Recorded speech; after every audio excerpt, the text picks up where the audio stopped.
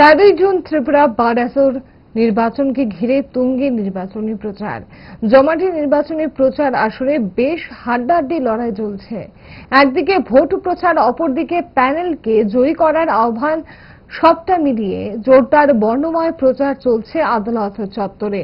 ভোটারদের বাড়ি গিয়েও সমানভাবে জারি রয়েছে ভোট প্রচার। বারযুদ্ধে শাসক দল সমর্থিত আইনজীবী উন্নয়ন মঞ্চের ভোট প্রচারেও ব্যাপক সাড়া পরিলক্ষিত হচ্ছে। মঞ্চের তরফে সভাপতি পদে লড়াইয়ে রয়েছেন আইনজীবী সুব্রত দেবনাথ। নিজ ও প্যানেলের জয় নিয়ে কতটা আশাবাদী সুব্রত দেবনাথ? টাইমস 24 নেটওয়ার্ককে দেওয়া এক একান্ত সাক্ষাৎকারে কি জানালেন দেখুন।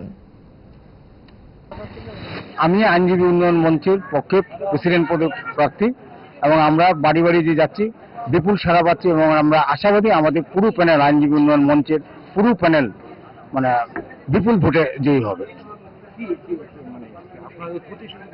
আমাদের প্রতিশ্রুতি হলো নবাগত যে আইনজীবী আছে 1 থেকে 5 বছর ওদেরকে ওয়েলফেয়ারের ব্যবস্থা করা, সবার বসার ব্যবস্থা করা, আমাদের সমস্ত আইনজীবীদের হেলথ ইন্স্যুরেন্স এবং হেলথ চেক আপ করা এবং সমস্ত রুমে ওয়াইফাই এর ব্যবস্থা করা।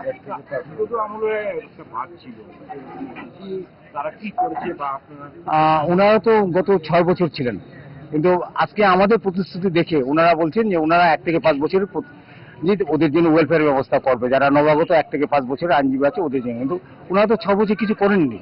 আজকে আমরা যে প্রতিশ্রুতি দিলাম আমাদেরটাকে নকল করে ওরা এই প্রতিশ্রুতি দিচ্ছে।